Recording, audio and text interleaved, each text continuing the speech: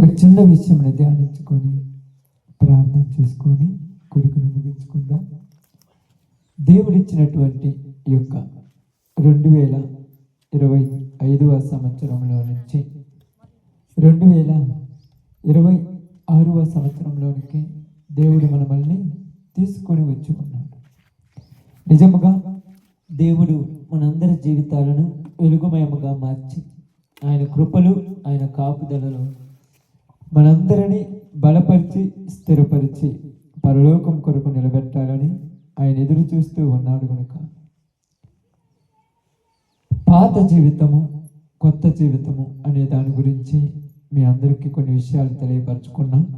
ఈ దినాన నిజముగా దేవుని యొక్క ఉద్దేశములు ఆయన యొక్క చిత్తము ఏమై ఉన్నవో కొంత సమయం కొద్ది మాటలు తెలియజేస్తాను. సమయంలో బైబిల్ గ్రంథంలో నుంచి కీర్తనల గ్రంథము 97వ అధ్యాయము కీర్తనల గ్రంథము 97వ అధ్యాయము 10వ వచనాన్ని జాగ్రత్తగా చదువుదాం. యెహోవాను ప్రేమించు వారలారా చెడుతనమును అసహించుకొనుడి, తన భక్తుల ప్రాణములను ఆయన కాపాడుచు ఉన్నాడు. దేవుడి వాక్య భాగం మన మధ్యలో ఆశీర్వదించును గాక. ఆమేన్. కుడి వచ్చిన అందరికి ప్రభునామములో శుభాలు వందనాలు తెలియజేయుచున్నాను. ఇక్కడ పరిశుద్ధాత్మ దేవుడు కీర్తనాకారుని ద్వారా మాట్లాడుతున్న ఒక మాట ఏంటంటే, యెహోవాను ప్రేమించు వారులారా. ఎవరిని ప్రేమించు వారులారా అంటున్నాడు అంటే ఎవరిని ప్రేమించాలమ్మా? దేవుణ్ణి ప్రేమించాలి. ఇక్కడ ఉన్నటువంటి మనందరము దేవుణ్ణి ప్రేమిస్తున్నామా? నిజంగా ఆలోచించండి. దేవునిని ప్రేమిస్తున్నామా? దేవునిని ప్రేమిస్తే ఏం చేస్తామని బైబిల్ చెప్తుంది? దేవుణ్ణి ప్రేమిస్తే చెడును విసహించుకుంటాము, చెడును విడిచిపెడతాము. మనం దేవుణ్ణి ప్రేమించామనటానికి రుజువు ఏంటంటే మనలో చెడు కార్యాలు కానరావు, మనలో చెడు గుణ లక్షణాలు కానరావు, మనలో చెడు సంబంధమైన స్వభావం మనలో కానరాదు. ఇక్కడ నువ్వు దేవుణ్ణి ప్రేమిస్తే నువ్వు చెడు ఎందుకు చేయకూడదో కూడా మనం ఆలోచించాలి. అయ్యా, చెడు చేస్తే దేవుణ్ణి ప్రేమించకూడదా? సమరయ స్త్రీ చెడు చేసింది, దేవుణ్ణి ప్రేమించింది. ఒక సౌలు చెడు చేశాడు, దేవుణ్ణి ప్రేమించాడు కదా.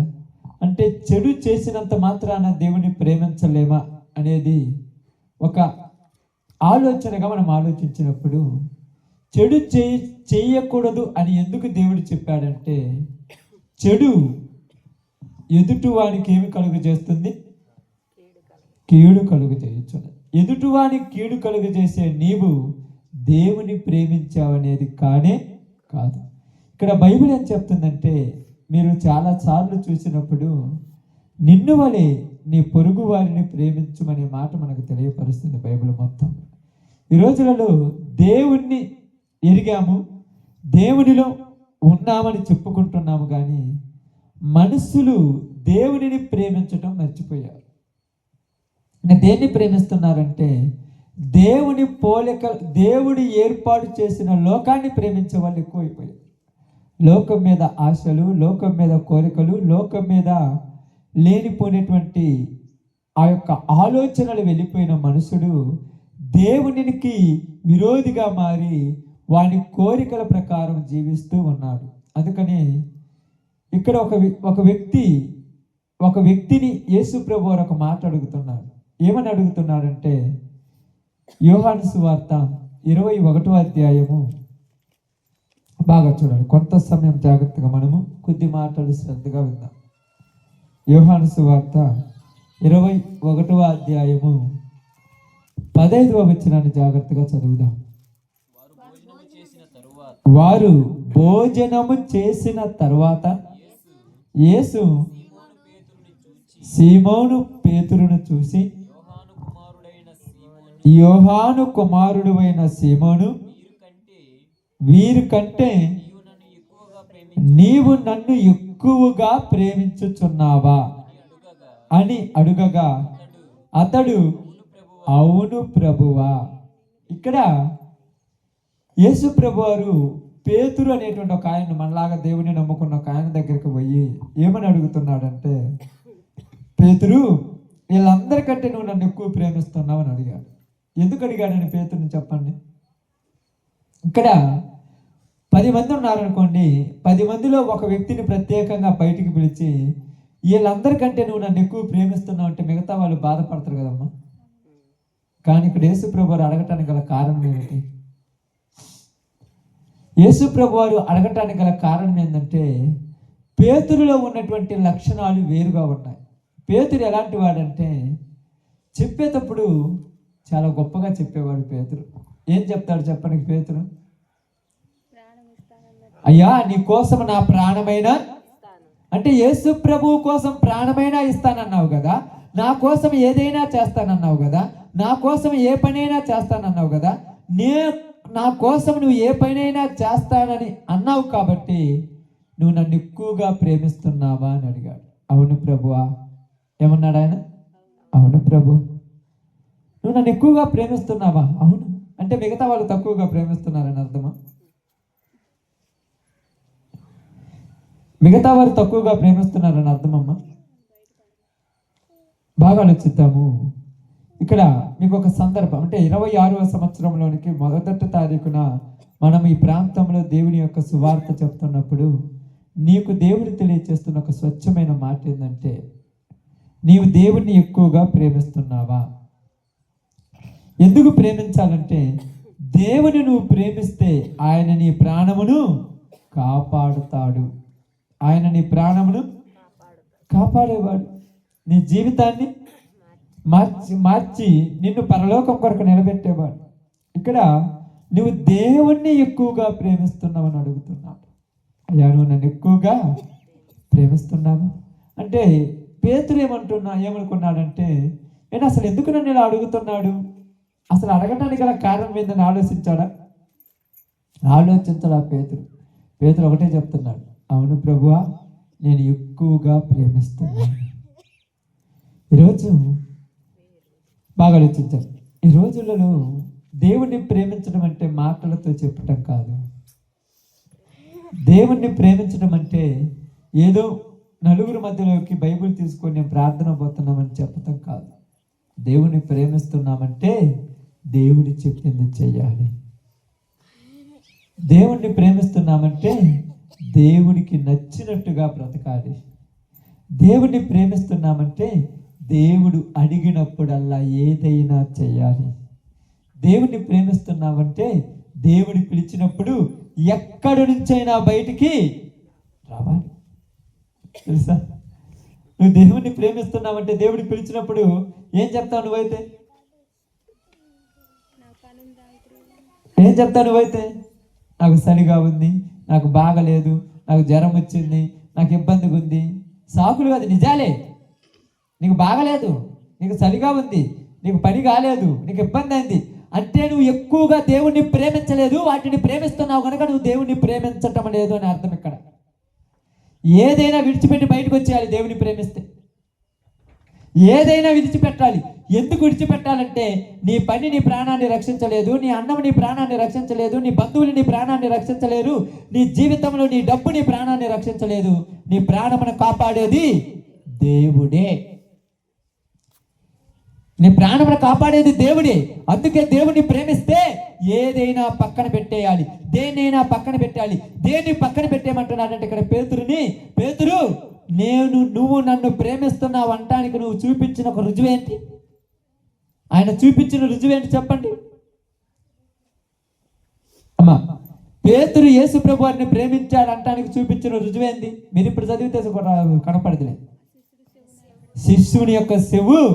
వీళ్ళందరూ నిన్ను మీదికి వచ్చినప్పుడు వీళ్ళు ఎవరు పట్టించుకోలేదయ్యా.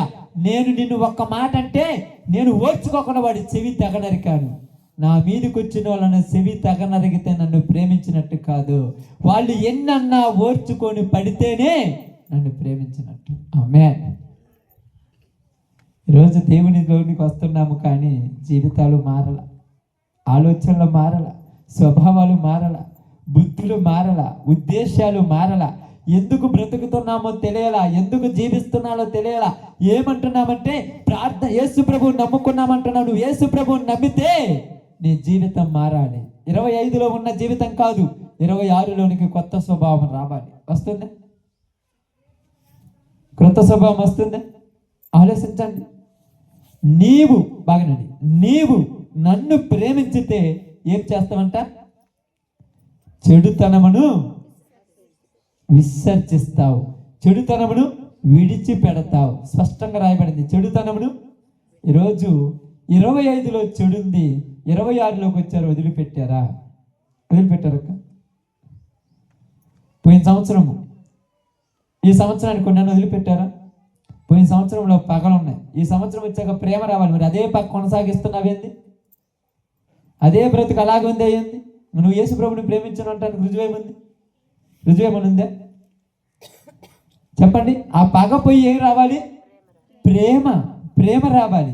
ఇప్పుడు కోపదాపుడు ఒక మాట నువ్వు అన్నా మరలా పోయి ఏమనాలి? క్షమించమనే గుణం రావాలి. క్షమించమనే గుణం అందరికి ఉంటుందా? చెప్పండి, ఉంటుందా? కోపంలో ఒక మాట అనేస్తావు, కోపంలో ఏదో ఒక పని చేసేస్తావు, తర్వాత క్షమించమనే హృదయం నీలోనికి వస్తే నువ్వు దేవుని ప్రేమించినట్టు. క్షమించమని అడగలవా? ఏమంటాం చెప్పండి? క్షమించమన్నాను, తప్పు చేశాడు కాబట్టి అన్నాను, నేను ఎందుకు తగ్గాలి? నువ్వు తగ్గకపోతే దేవుడికి పనికి రావు, నువ్వు తగ్గకపోతే యేసు ప్రభువుకు పనికి రావు, నువ్వు తగ్గకపోతే యేసు ప్రభు శిష్యుడు కాలేవు. నువ్వు తగ్గితేనే దేవునిలాగా ఉంటావు. యేసు ప్రభు ఏమన్నాడు? తన్ను తాను తగ్గించుకుని వాడు. ఇంకా చూడండి, పేతురు రాసిన మొదటి పత్రిక 5వ అధ్యాయం 8వ వచనం అనుకుంటాం. చూడండి, ఒక మాట రాయబడి 5:8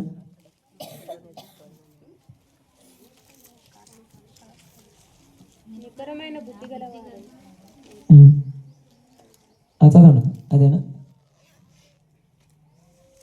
ఆయన మేము మెచ్చించినట్లుగా ఆయన బలిష్టమైన చేతుల కింద దేన మనసు 5 వారం దేవుడు తగిన సమయమందు మిమ్ముని హెచ్చించినట్లుగా. ఏ సమయమందు? తగిన సమయం. ఎమ్మటే రాదు. ఈరోజు నేను క్షమాపణ కోరాను, నాకు మంచి పేరు రాలేదేంది? ఈరోజే నేను తప్పు ఒప్పుకున్నాను, నాకు విలువ రాలేదేందంటే ఒప్పుకునేది ఎలాగ తెలుసా? మనుషుల దగ్గర మెప్పు కోసం తప్పు ఒప్పుకోవటం కాదు, మనస్సులో రావాల స్వభావం, మనస్సులో కలగాల ఉద్దేశం. నేను తప్పు చేశాను, నన్ను క్షమించు అని నువ్వు తప్పు చేసిన దగ్గర పోయి అడిగే స్వభావం నీలోనికి రావాలి. వస్తుందా? దేవుణ్ణి ప్రేమ ఉంటే, దేవుణ్ణి ప్రేమిస్తే వస్తుంది. నువ్వు దేవుణ్ణి ప్రేమించడం లేదు. అందుకేమంటా? నేను తప్పు చేయకుండా నేను ఎందుకు పోయి పిలవాలి వాళ్ళను, నేను తప్పు చేయకుండా నేను ఎందుకు పోయి మాట్లాడాలి వాళ్ళతోటి, నాకేం అవసరము, నాకేం తక్కువ, నీకేమి తక్కువ లేదు. కానీ నువ్వు దేవుని దగ్గరికి రావాలంటే నిన్ను నువ్వు తగ్గించుకోవాలి. నువ్వు దేవుని దగ్గరికి రావాలంటే నీ జీవితం తగ్గించబడాలి. ఎంతగా తగ్గించబడాలంటే అందరికంటే నువ్వు దేనికి పనికిరాని వాడిగా తగ్గిపోవాలి. ఎలాగంటే మీరు అందరూ అనొచ్చు, అయ్యా అలా తగ్గితే మన వాళ్ళు చీపుగా చూస్తారంటే చీపుగా కాదు, బలహీనంగా కాదు, నీచంగా చూసినా కూడా అలాగనే ఉండాలి. ఎందుకు ఉండాలంటే అలాగా? ఎందుకు ఉండాలంటే చూడండి, బాగా మనం గమనించి ఆలోచిస్తాం. ఎందుకు ఉండాలన్నాడంటే బాగా చెప్తాను చూడండి. మీరు చదివారు కదా అది, యోహాను సువార్త 21వ అధ్యాయం 15వ వచనము. చూడండి, అక్కడ ఎందుకు ఉండాలో చెప్తున్నాడు. ఊరికనే చెప్పడు ఆయన, చాలా జాగ్రత్తగా ఉన్నా చెప్తున్నాడు. ఇక్కడేనండి వాక్యమేనండి మీకోసమే. ఏదో చెట్టు మీద చూస్తున్నావు, కరెంట్ తెగ అయ్యే వాడితో పని కాదు. ఇప్పుడు నీకు ఆ చెట్టుతో పని కాదు, నువ్వు వాక్యం విని. ఇప్పుడు మేము అంత వచ్చింది ఆ చెట్టు చూడటానికి కాదు. నువ్వు 10 నిమిషాలు వాక్యం విని తర్వాత నువ్వు చెట్టు చూద్దాం అందరం. చదువు, ఇప్పుడు చదవండి జాగ్రత్తగా. యోహాను కుమారుడైన సీమోను, వీరికంటే నీవు నన్ను ఎక్కువగా ప్రేమించుచున్నావా అని అడుగగా అతడు, అవును ప్రభువా, నేను నిన్ను ప్రేమించుచున్నాను, నీవో ఎరుగుదువని ఆయనతో చెప్పాను.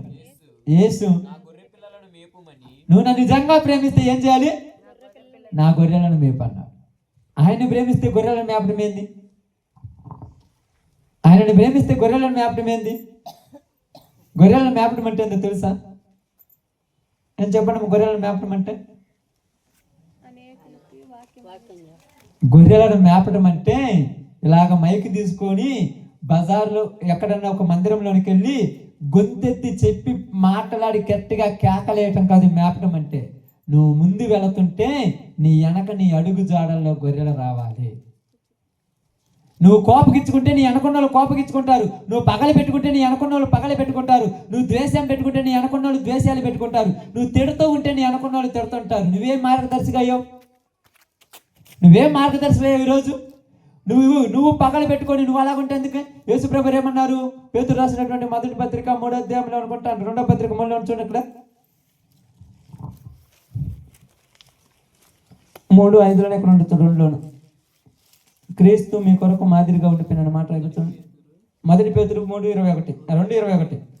క్రీస్తు కూడా మీ కొరకు బాధలు పడి మీరు కూడా తన అడుగు జాడల యందు నడుచుకొనున్నట్లు.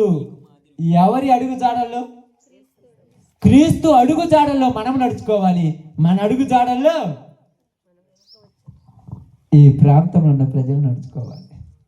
నీ అడుగు జాడల్లో నడుచుకోవాలంటే నీకు ఎవరంటే ప్రేమ ఉండాలి? యేసు ప్రభు అంటే ప్రేమ. యేసు ప్రభు అంటే ప్రేమ ఉంటే యేసు ప్రభువుకు నచ్చనిది ఏది కూడా చెయ్యవు. చేస్తావా? ఎందుకు చెయ్యి?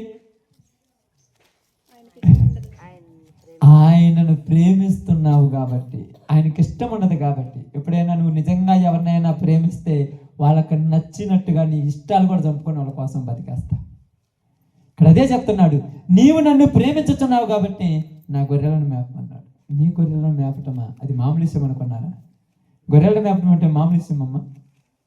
గొర్రెలన్నిటినీ ఓర్చుకొని వాటి ముందు నడుచుకొని వాటికి సాదృశ్యం, వాటిని ఎదురు నడుచుకొని వెళ్తున్నప్పుడు వాటికి మాదిరికరంగా ఉండి వెళ్ళిపోవాలి.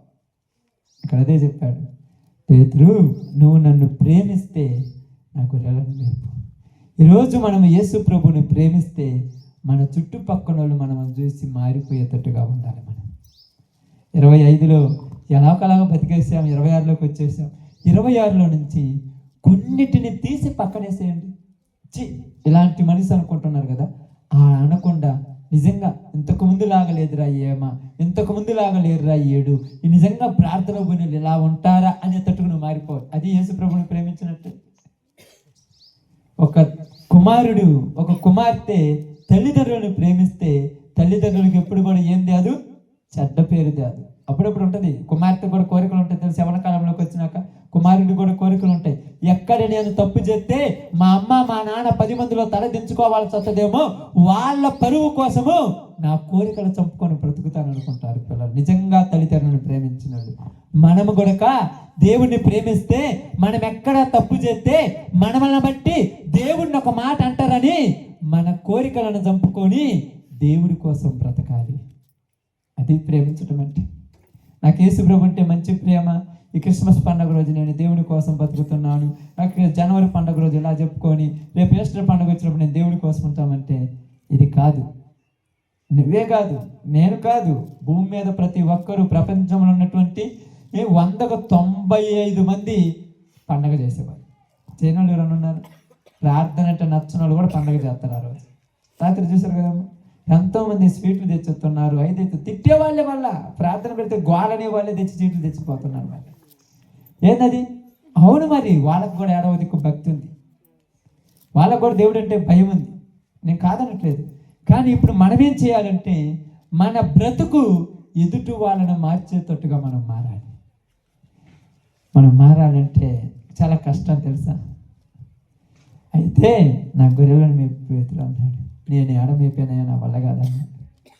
చూడండి, మళ్ళా అన్నాడు. 2వ మరి అడిగాడు, పేతురు నువ్వు నన్ను ప్రేమించుచున్నావా? ప్రేమించుచున్నానయ్యా, అది నీకే తెలుసు. మళ్ళీ 3వసారి అడిగాడు. చదవండి, యోహాను సువార్త 21వ అధ్యాయము 17-18. యోహాను కుమారుడైన సీమోను నన్ను ప్రేమించుచున్నావా అని అతనిని అడిగను. నన్ను ప్రేమించుచున్నావని 3వసారి తనను అడిగినందుకు పేతురుకి ఏమొచ్చింది? ఎన్నిసార్లు అడిగితే కోపం రాదా? ఎందుకు కోపం నీకు? నేనేమన్నాను? నన్ను ప్రేమించున్నాను, నేను బంగారం తెమ్మన్నానా? నేనేమన్నా వజ్రాలు తెమ్మన్నానా? నన్ను ప్రేమించుచున్నామని అడిగాను అంతే. ప్రేమిస్తే ప్రేమిస్తున్నానని చెప్పు, లేకపోతే లేదని చెప్పు. ఎందుకు ఇచ్చుకుంటున్నా? ఎందుకు చేతరించుకుంటున్నా? నీలో ఆ పాత బుద్ధి పోతే కానీ నువ్వు బాగుపడవు. ఏం పోవాలంట? ఏంటి ఆ పాత బుద్ధి? వ్యసన పడే బుద్ధి. పేతురికి వ్యసన పడవచ్చు. అసలు పేతురు అసలు వ్యసన పడతాడు. ఏమన్నాడు? వీళ్ళందరికంటే నువ్వు నన్ను ఎక్కువ ప్రేమిస్తున్నావంటే నేనే ఎక్కువ ప్రేమిస్తున్నాను ప్రభు, వీళ్ళూరు ప్రేమించట్లేదు అన్నారు. ఓకే, మంచిదే. మళ్ళీ రెండోసారి అడిగాడు, బుద్ధి చూద్దాము. రెండోసారికి ఏమొచ్చేసింది? రెండోసారికి వచ్చిందా? అయ్యా నీకు తెలుసు కదయ్యా, నేను ఎంత మంచిగా తెలుసుగా. మళ్ళీ మూడోసారి అడిగాడు, నాకు ఇళ్ళ కాదు కానీ నీకు తెలుసుగా అని వ్యసన పడి ఇసుకు కొనిపోయాడంట. ఏంటంట? వ్యసన పడి ఇసుక్కుంటున్నాడంట. ఇసుకు ఎందుకు వచ్చింది? ఓరకడికి తీసిపోతుందా? నేను బంగారం తెమ్మన్నాడా? వజ్ర వేడూరు తెమ్మన్నాడా? దేవుణ్ణి ప్రేమిస్తే ఆయన చెప్పిన ప్రతి దానికి తలంచుకొని ముందుకెళ్ళిపోవాలంతే. అది ఏదైనా. ఈ మధ్య కాలంలో, ఇంతకుముందు కాలంలో ప్రభాకరన్ పిల్లి అని ఒక ఆయన ఉన్నాడు. ఎల్టీటీ అంటే శ్రీలంక ప్రదేశంలో ఉన్నటువంటి తమిళులకు ఉండి అందరి మీద తిరగబడినటువంటి ఒక రకంగా చెప్పాలంటే ఒక టెర్రరిస్ట్. ప్రభాకరన్ పిల్లి అంట టెర్రరిస్ట్ అయిన ఇతడు కొంతమంది యూత్ను తయారు చేసుకొని దేశాల మీదకి యుద్ధానికి వెళ్ళిపోయారు. మాకు ఒక దేశం కావాలి, మేము స్వతంత్రాలుగా ఉండాలని శ్రీలంక మీద వ్యతిరేకంగా ఉండి అనేక మందితో యుద్ధం చేసి చాలా మందిని చంపేస్తుంటే అమెరికా, రష్యా, జపాను ఈ దేశాలన్నీ సైన్యం వచ్చినా ఈయనను మాత్రం ఏమి చేయలేకపోయారంట. అసలు ఈయన సైన్యం ఎంత అని వెళ్ళి చూస్తే ఇంచుమించు ఒక 300 నుంచి 500 మంది దగ్గర, 500 మంది అన్నట్టుండేది ఆయన దగ్గర. ఎక్కువ మంది ఈ 300 నుంచి 500 మంది మధ్య ఉండే వాళ్ళతో ఒక 5-6 దేశాలను ఎదిరించిందంటే అసలు వీళ్ళందరికీ ఆశ్చర్యం వేసింది. వాళ్ళు ఎలా ఎదిరించగలిగా? నీకు ఆ ధైర్యం ఏందనగానే ఒక ఏమంటారు చూడండి, ప్రెస్ ఆయన విలేకరు వచ్చి, వార్తా ప్రెస్ ఆయన వచ్చి, ప్రభాకరన్ పిల్లే గారు మీరు ఇలాగా ఎదిరించిన గల కారణము ధైర్యం ఏంటంటే నా ధైర్యము నా దగ్గర ఉన్న పిల్లలే అన్నారంట. యవ్వన కాలం ఉన్నటువంటి ఎంత వయసు ఉందంటే వాళ్ళకు 16 నుంచి 25 సంవత్సరాల లోపలంట అందరూ కూడా. అప్పుడు వాళ్ళల్లో ఇద్దరిని పిలిచి అక్కడ నిలబెట్టి ఆయన అడిగాడంటను, నేను ఎలా ఎదిరించగలిగానని వాళ్ళలో ఒకరిని అడిగాడంట. నీవు ప్రభాకర్ కోసం చనిపోతావా అని అడిగాడంట. అంతే వెంటనే వాళ్ళ మెడలో సైనైడ్ అనేది ఎంత చిన్నది ఉంటుంది, ఆ సైనైడ్ అనేది నోట్లో వేసుకొని కొరికేసి చచ్చిపోయాడంట. ఇదే నా ధైర్యం అని చెప్పాడంట. చనిపోతావా అన్నప్పటే ఆయన కోసము వెంటనే చనిపోయాడు. ఒక మనిషి ఇంకొక మనిషి కోసం చనిపోయాడంటే ఈ మనిషి కోసం ఆ మనిషి ఎంత చేసి ఉండొచ్చు చెప్పండి? ఎంత చేస్తే ఈ పిల్లలు ఆయన కోసం చనిపోతున్నారు? ఇదే నా ధైర్యం. కాబట్టి మీకు అందరికీ చెప్తున్నాను చూడండి, మనం దేవుని కోసం ఎంత చేయాలంటే దేవుడు మన కోసం ఎంత చేశాడో మనకు తెలియాలి. ఈరోజు ఎంత తెలుసా? శుక్రవారం నువ్వు ఒకరు పోతారు, బుధవారం ఒకరు పోతారు, మంగళవారం ఒకరు పోతారు, నువ్వు ఆదివారం పోతున్నావు. తేడా ఏముంది? వాళ్ళలో బుద్ధి మాటలు, వాళ్ళల్లో వ్యసనాలు, వాళ్ళల్లో కోపాలు, వాళ్ళల్లో ద్వేషాలు, వాళ్ళల్లో పగలు, వాళ్ళల్లో కోపాలు, వాళ్ళల్లో ఉద్దేశాలు, వాళ్ళల్లో చెడు ఉంది. మనలో ఉంది. మారేది ఎప్పుడు? మనం మారేది అవసరమా? ఆదివారం ఏమైనా ప్రార్థన పడినంత మాత్రం ఉపయోగం ఉందా? మారాలి. అందుకేమన్నాడు, నువ్వు నన్ను ప్రేమిస్తే నా గొర్రెలను మేపుతావు. మీకు అందరికీ తెలుసో తెలియదు, వాక్యం చెప్పడం చాలా ఈజీ అమ్మ. మీరు అన్న చేందా ఎట్టంటున్నామని మైక్ తీసుకుంటూ ఊరేం చెప్తారు. మైక్ లేకుండా మీరు కూడా ఎల్లకాడ ఊరుతారని చెప్తుంటారు. అదే వాక్యం.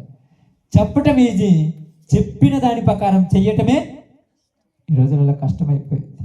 అది చెయ్యాలి. ఇక్కడ నేను ఒక మాట అన్నాను, ఇదిగో పాత జీవితంలో ఉన్న దాన్ని వదిలిపెట్టి కొత్త దానిలోకి వచ్చాను అన్నాను. కోపంతో ఒక మాట అంటే క్షమించమని అడిగే మనసు నీకుంది. ఈరోజు చెప్పు, నన్ను క్షమించాను, నేను తప్పు చేశాను, నేను అలా చేయకూడదని అడిగే మనసు నీకుంది. అలా అడిగితే వాళ్ళు నువ్వు తెలియకుండానే సంపాదించుకున్నట్టు. యేసుప్రభు వారు శిలువ మీద నిలబడి ఏమంటున్నాడు తెలుసు? అక్కడ అదేం చేస్తున్నాడు యేసుప్రభు వారు శిలువ మీద?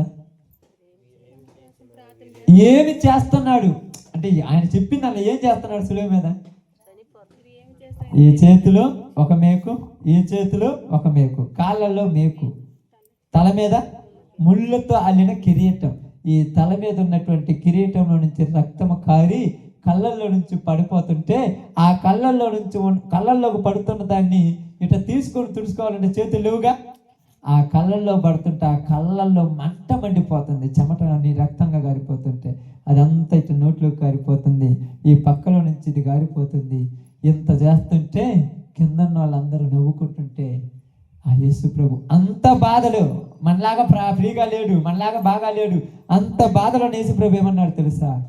తండ్రి వీరిని క్షమించు, మీరు తెలియక చేశారు, ఇది మీ తప్పు కాదని వాళ్ళతో అన్నాడు. అప్పుడు వాళ్ళందరి మనసులు మారిపోయాయి. తప్పు చేసింది వాళ్ళైతే వాళ్ళని మళ్ళా క్షమాపణ అడుగుతున్నాడు. ఎంత గొప్ప విషయం అమ్మా!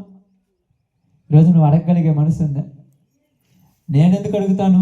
నేనేం తప్పు చేయాల, నేను తగ్గను. నువ్వు తగ్గకపోతే 4 రోజుల తర్వాత దేవుడు తొక్కేస్తాడు అంతే. నువ్వు తగ్గాలి. ఎందుకు తగ్గాలి?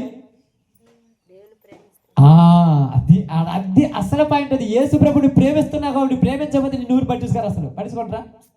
3 సార్లు అడిగాడు కదమ్మా పేతురుని. ఎన్నిసార్లు అడిగాడక్క? 3వసారి ఏం చేశాడు పేతురు? వ్యసనపడి ఏం చేశాడు? స్టెఫెను వ్యసనపడి ఏం చేశాడు?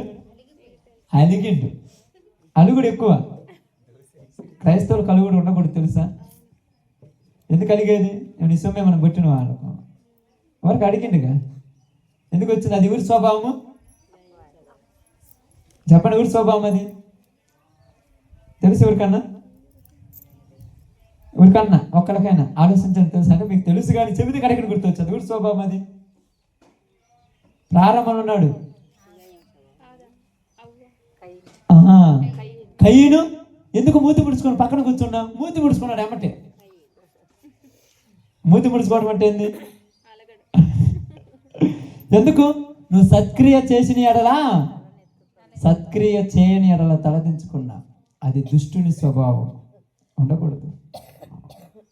ఇప్పుడు తప్పు చేశామా, వెంటనే క్షమించమనే మనసు ఉంటే నువ్వు 26లోకి ప్రవేశించినట్టు నా దృష్టిలో.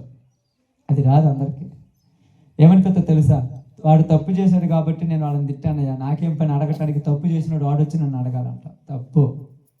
వాళ్ళు తప్పు చేసినా, నువ్వు తప్పు చేయకపోయినా, నీతో నోటి నుంచి పొరపాటు మాట వచ్చినప్పుడు నువ్వు క్షమించమని అడగాలంతే. అది ఎవరి మనసు? యేసు ప్రభు వారి మనసు. అందుకని ఏమన్నాడు తెలుసా? నువ్వు నన్ను ప్రేమిస్తే ఈ వ్యసనం అనేది పక్కకు పోతున్నాడు. నాకు వ్యసనం పోవద్దు, నేను నిన్ను ప్రేమించొద్దని వెళ్ళిపోయాడు. వదులుకోవడం ఈజీయా? ఒక వదులుకుంటావా? ఎన్ని రోజుల నుంచి వస్తుందంట? ఇంతకుముందు పాత సినిమాలు ఉండేది. ఎప్పటి నుంచి? నరాలలో రక్త అది కణాలలో పగని మగిలిపోతుంది. నువ్వు వచ్చి మాయమాటలు చెబితే నేను మారుతున్నా. మన జాతి తరతరాల నుంచి వస్తున్న పగ ఇది. మాది ఇప్పుడు అన్నట్టుగా 26లోనికి వచ్చాక చచ్చిపోవాలంతా. చచ్చిపోతే ఏమవుతుందంటే 145వ కీర్తన 20 వచ్చిన ఒక్కసారి చదవండి. 145:20 ప్రార్థన చేస్తాను.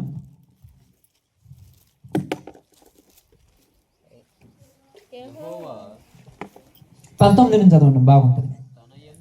తన యందు భయభక్తులు గలవారికి కోరిక ఆయన నెరవేర్చును. ఎవరి కోరిక?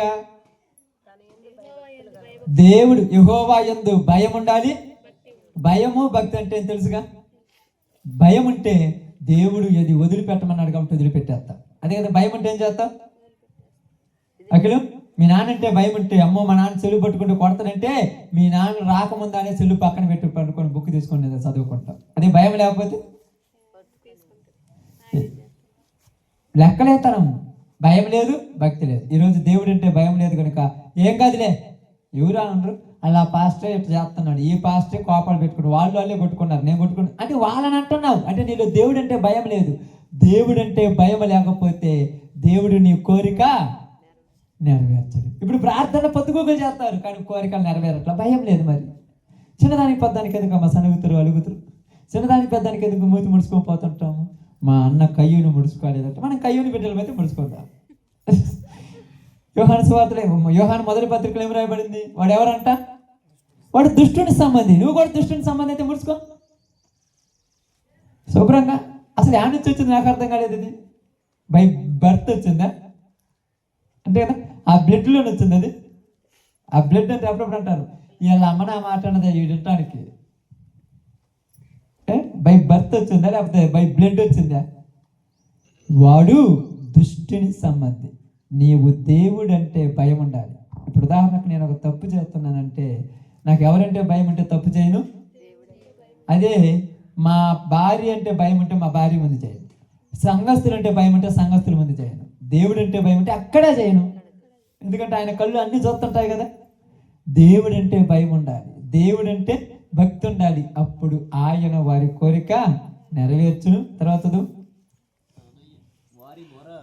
వారి మొర ఆలకించి వారిని రక్షించును. యెహోవా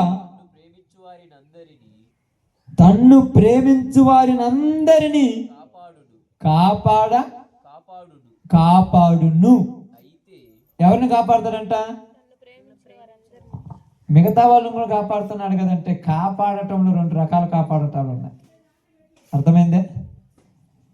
బండి మీద పోతుంటే కింద పడినప్పుడు ఏమి జగలకుండా జరిగితే కాపాడినట్టు, బండి మీద పోతుంటే కింద పడితే కాలు ఇరిగితే కాపాడినట్టు. రెండింటికి తేడా చాలా ఉంటుంది తెలుసా? ఇది కాపాడటం అంటే ఎట్లా తెలుసా? నిప్పుల్లోకి తోసేసిన షడ్రకు మెషకు అబేద్నెగోలకు ఏమి కాలేదంట. అదే మిగతా వాళ్ళని తోసేస్తే మంటతో కాలి బయటకు వచ్చేస్తా. మనమేమంటాం తెలుసా? ఏంటి నువ్వు నిజంగా దేవుడు అంటే భయం ఉంటే భక్తి ఉంటే నీకెందుకు తగులుతుంది దెబ్బ అంటే? దెబ్బ తగలు, దగ్గరకు పోయి బయటకు వచ్చి అంటే నిన్ను కాపాడాను నేను ఈ సంవత్సరం అంతా అని గుర్తు. మనం ఏమనుకుంటామంటే ఇది ఎందుకు జరిగిందంటే ఆయన జరిగించాలి, ఆయన ఉన్నాడని, నీ పక్షాన ఉన్నాడని రుజువుపరచడానికి ఇది ఒకటి. కాబట్టి ఇక్కడ అందరికి చెప్తున్నాడు, ఆయన తన్ను ప్రేమించు వారిని అందరినీ కాపాడును, భక్తిహీనులను ఆయన పాతాళంలోనికి పంపించును, నాశనం చేస్తాడు. కాబట్టి ఈరోజు నీతో నాతో మనందరితో దేవుడు చెప్పిన ఒక చిన్న మాట ఏంటంటే, ప్రియ సహోదరి సహోదరులారా, జాగ్రత్త గమనించి ఆలోచిస్తే 2025లో ఉన్న జీవితంలో దానిలో నుంచి క్రొత్త సంవత్సరం అనేటువంటి 2026లోకి వచ్చి నువ్వు యేసు ప్రభుని ప్రేమిస్తే ఆయన చెప్పింది చేస్తావు. ప్రేమించకపోతే ఆయన ఎన్ని చెప్పుకున్నా నీ పని ఇది తెలుసు. ఎట్ట ఉంటుందట, చిన్నప్పుడు బడికి పోయినప్పుడు జనమై పుంతులని ఉన్నాను. మేము చిన్నపిల్లలం అప్పుడు అడిగిపోతుంటానే అంటాడు, ఏ లెక్క తోలు తెచ్చి ఎంత ఉతికినా నలుపు నలిపే కానీ తెలుపు రాదంట. ఎంత చెప్పినా ఇలా స్వభావాలు మారవన్నట్టు చెప్తుంటాడు. రుద్ది ఎన్నిసార్లు ఆ రుద్దించినంతే రాదు. మళ్ళీ మరుసటి రోజు అప్పుడు మా బాబు రాకుంటుంది, ఎన్నిసార్లు వచ్చినా కూడా నెమ్ము తేజలు అంటాడు. ఆ 2 మాటలు ఇంకేముంటుంది, ఎంత అని చెప్పు. మామూలు మాటలు ఎక్కువ ఏడు మొత్తం చేసింది. ఆడిపోయి నాకేం చెప్తాడు, ఆడిపోయినారు, వాళ్ళు నవ్వినారు, వీళ్ళు పాడుపడినారు, పోస కూర్చున్నట్టు అన్నీ చెప్పేటప్పుడు వాక్యం చెప్పడానికి గుర్తుండదు. మళ్ళీ మొత్తం చెప్తాడు తెలుసా. పొద్దున్న ప్రార్థన పోతుండు, వచ్చేటప్పుడు అందరూ చెప్పుకుంటూ వస్తాడు ప్రార్థన పోతున్నాడు. ఇంటికి కూడా వాళ్ళు పోయినమ్మటం అంటారు, ఏమడుగుతారు, ఏం చెప్పారా వాక్యం అని అడుగుతారా?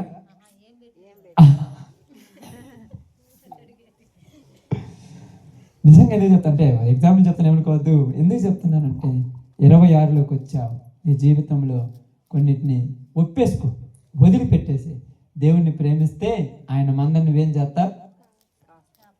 మేపుతావు. కాపాడేది వేరు, మేపేది వేరు. కాపాడ ఉదయం కాస్తారు, మేపటమే కష్టం తెలుసా. కాపలా కాయటం ఏముంది, చుట్టూ కంచేసి బయట మంచం మీద పడుకుంటాం. మరి మేపాలంటే వాటి చుట్టూ తిరగాలి, గెడ్డు ఉన్న చోటు చూసి రావాలి, ఆ గెడ్డు దగ్గర పెట్టాలి. ఏదైనా వస్తాయి, పాములు వస్తాయి, తేలు వస్తాయి, మొత్తం చూడాలి. తినకపోతే దగ్గర పోయి నోట్లో పెట్టాలి. మేపటం అంటే మామూలు విషయమా? వాటిని ఎంబడించుకుంటూ వెళ్ళిపోవాలి. అందుకే మనం ఏమంటాం తెలిసి, పొద్దున్న లేస్తే నేను పొద్దున్నే లేచినామంటే ప్రార్థనకు రావాలని 9:30 అని చెప్తే మన వాళ్ళు పాపం 9:30 ఒక్కరు కూడా రెడీ కాదు. నేను కూడా అనుకున్నాను. మేము అక్కడ పోయేసి వచ్చిన తర్వాత ఏమంటే అన్నం తిన్నాము, ఇంకమ్మటే రెడీ వచ్చేసాను. అన్నం తినేసి ఇంకమ్మటే రెడీ అయ్యాము. ఇలా పనులన్నీ ఊరి చేస్తున్నాను. నేను ఒకటే చెప్పాను, దేవుడి పని ముఖ్యమా, ఇవన్నీ ముఖ్యమా? మధ్యాహ్నం పోయిన తర్వాత లేకపోతే 3 రోజులు మొత్తం ఆ మూలన ఆ బట్టలన్నీ మూలన పెట్టేసి ఎల్లుండి తుక్కు మొత్తం అయిపోతాయి. నేను కొంపలే మునగోగా ఇన్ని రోజులు అడిగి పోయినమ్మా ఉతకటానికి అని అంటారా? మళ్ళీ ఒక పిస్టేజీ, నిన్నటి బట్టలు ఈ రోజు ఉండకూడదు, నిన్నటి బట్టలు ఉండకూడదు అని ఎవరు చెప్పారు? అప్పుడప్పుడు చూస్తారు కానీ నేను కొన్నిసార్లు కొంతమంది చూస్తుంటాను, 2 వారాల బట్టలు ఒక రోజు ఉతికేస్తారు. తీరని పనిలో ఏంది, ఈ వారమంతా నాటుకుంటా, నీళ్లు కట్టుకుంటా, పని చేసుకుంటా, పొలం పనికి పోతా, ఆకుగొట్టన పోతా, తీరిక లేదని ఉన్నాయన్నీ వారమంతా దొక్కేసి ఒకరోజు సెలవు వచ్చే రోజు మొత్తం ఉతికేసి ఆరేసుకుంటాను. నువ్వు కూడా అలాగే చెప్పి ఈ రోజు 2 రోజులు ప్రార్థన పోతా నాకు తీరిక లేదు, అందుకే ఈ రోజు ఉతుకున్నాను చెప్పడం తప్పేముంది? బట్టలు తిక్కాని తీరక లేకుండా ఏం ప్రార్థనమని అంటాను ఒక పిస్టేజ్. మళ్ళా అన్నీ బాగున్నాయి మనకు తెలుసా. నువ్వు దేవుని ప్రేమిస్తే ఏదైనా అక్కడ పక్కన పెట్టేసి వదిలేసి రావాలి. వదిలేసి వస్తావా? ఏదైనా పక్కన పెట్టడం అంటే చెప్పనక్క ఏంది? ఏదైనా పక్కన పెట్టడం అంటే ఆ మూతి ముడుచుకునే పద్ధతి పక్కన పెట్టు పేతురు అన్నాడు. అది మూతి ముడుచుకునే పద్ధతి. అప్పుడు భలే ముడిచేసుకుంటారు మూతి. ఎందుకు ముడుచుకుంటావు మూతి? చెడ్డ పని చేసాడు కాబట్టి. మంచి పని చేస్తే ముడుచుకుంటారా? తలెత్తుకొని తిరుగుతావు. అందుకంటున్నాడు, నీ జీవితంలో పాత పగలను పక్కన పెట్టి కొత్త ప్రేమలను సాధిస్తే నువ్వు అందరినీ మేపుతావు. అలాంటి భాగ్యం దేవుడు మనకుని ఈ కుటుంబానికి అనుగ్రహించును గాక. ఆమేన్. అందరు తల ఉంచినట్టయితే ప్రార్థన చేద్దాం. అందరూ కూడా ప్రార్థనలో ఏకీభవిద్దాం. కృప కలిగిన దేవుడు, కనికరం కలిగిన ప్రభు మనందరి జీవితాలను వెలుగుమయం